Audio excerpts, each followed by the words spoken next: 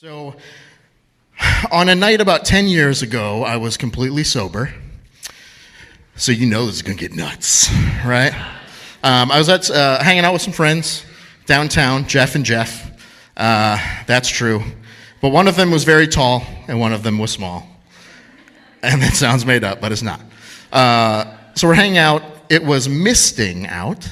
It was not raining, but it was wet. And it was one of those things where I had my backpack on. I was leaving. They had two wooden stairs going down to the sidewalk.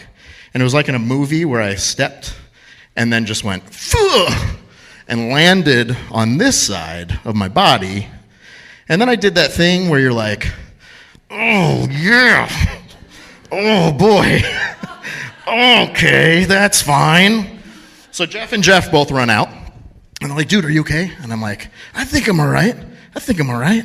And then I'm like feeling around and I'm like, I think I should go to the hospital for sure.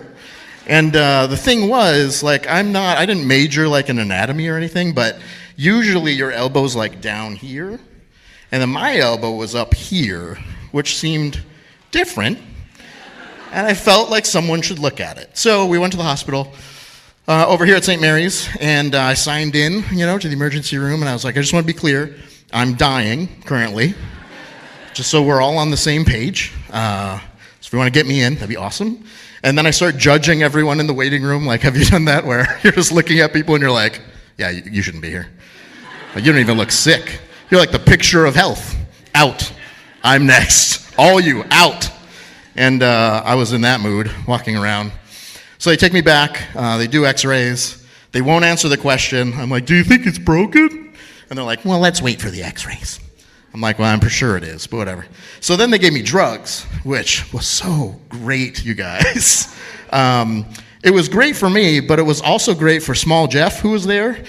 He was in the waiting room, and apparently I called him about every 5 minutes and was like, "Hey, Jeff, so I'm still back here. It's going pretty well. I think it's broken. But I think I'll be all right." And he's like, "Yeah, I know. This is the 6th time you've called me and told me the exact same thing." I'm like, "Okay, all right. As long as you're cool, then we're good." So the doctor finally came in and he goes, "Well, you didn't just break your arm." And I was like, "Well, that's weird because that's what hurts a lot." And he goes, "No, you broke the hell out of your arm." And I was like, "That's weird. I don't think you're supposed to say that, first of all. But also, it seems like that's really bad, that I broke the hell out of it." And so he said, "Well, what we'll do is we'll send you home tonight, and then you can go see the orthopedic surgeon tomorrow and talk about your options." Which was another weird thing, because I thought the option was to fix it, right? Like, I couldn't figure out what the other options were. And then he gave me a sling and said, "You can just head home." And if you're thinking right now about a sling and how a sling works, slings work great when you have this part of your arm. When you only have this part, they don't really do a whole lot. So the nurse helped me figure that out. Then I went home. And then here's where you're going to be like, if you're in the medical profession or if you're like a human being, you're going to be like, this guy should be dead. And you're right. Because I'm a very logical person, and I was on a lot of medication, which is not a great combo. So it's like extended release morphine and oxycodone and like all of these major things, right? And I'm thinking, I have to take these at periods like 4 hours, 8 hours, 12 hours, whatever. And I'm like, okay, it's about almost midnight. I should just do them all at the same time. Yep, bye. Because then it's like easy to remember, right? Oh, this one is supposed to do it 4 hours. I took them at midnight, so I should be good, right? So it felt really great for a little while. I felt amazing. And then I used to call them dreams. Now I know they were hallucinations, but stuff started like coming off the wall at me. And I wasn't scared or freaked out. I was just upset and like started scolding them. Like, no. What are you doing? You get back on the wall. No. You're a picture. You hang on the wall. You don't come at me. Get on the wall. Like, that's kind of how I was. And then I all of a sudden felt like I had all of, footy pajamas that you wear when you're a kid, they zip up from the foot all the way up. So I felt like I had a bunch of those on. And I was really claustrophobic, and I was like, I got to get out of these things. So I started like ripping them off, and I would rip it and pull it off, and there'd be another one. I rip it and pull it off, and I keep going and going, and suddenly I start to kind of come to and realize I was ripping all the bandages off my arm. That's what I did. I was like, oh no, this is bad. But I was embarrassed, so I just went in the bathroom and tried to like put it back together. And like doing anything in a mirror is hard enough when you're on a cocktail of drugs, right? But when you are, you're just like, this is impossible. But I feel like I'm doing great.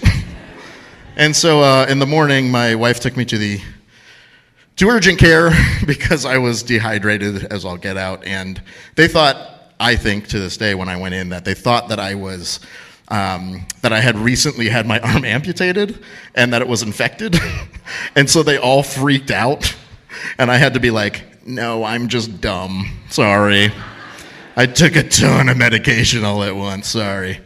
So we did that. And then one of my favorite follow-up visits, I went in and the lady was doing just the normal stuff, right? Checking your pulse and your whatever else they check. And she just said, can I ask what happened to your arm? And I'm still thinking when I broke it, right? And so I just say, oh, I fell down 2 steps. And she just goes, oh my God! She's like, are you serious? 2 steps? That's insane! And I'm like, whoa, like, everything's fine. Like, I'm okay. Like, you're seeing, And then finally I realized she thought that was why I had it amputated. So I was like, oh, no, I'm sorry. I was born like this, but then I also broke it. And she goes, oh my gosh, I'm so sorry. That's crazy. I was wondering, like, he must have been dragged behind a car or something. And I was like, dragged behind a car? Like, that's not even in my top 10 of, like, guessing what happened. Like train, shark attack. Like, there's a million things other than getting dragged behind a car that I would go with first. But it was great. We got through that. She felt terrible, but I thought it was hilarious. And then I had like 30-some staples in my arm, so I had to get those pulled out, which was awesome. But this girl was doing it, and she started off, and I was like, tough guy. Yeah, it feels great. You're doing awesome. Love it. Put some more back in. Take those out. I don't care. Sounds awesome. So she gets like halfway, and then I'm like, yeah, maybe hurry it up. It's not as comfortable anymore. And so she says, just so sweetly, like, not looking at me, she just goes, I'm actually pretty proud of myself for my first time. And I'm just like, and I was like, oh, it's okay. And then I got all tough again, like, no, you are doing awesome. Like I said, put them back in. I don't care. Practice some more. You're great. And so that is the story of... You probably can't see it from there, but I have this scar all along my arm, and I have a steel plate and 7 screws in there holding me together. Yeah, I know, right? And so that is my scar story, and thank you guys for listening. All right.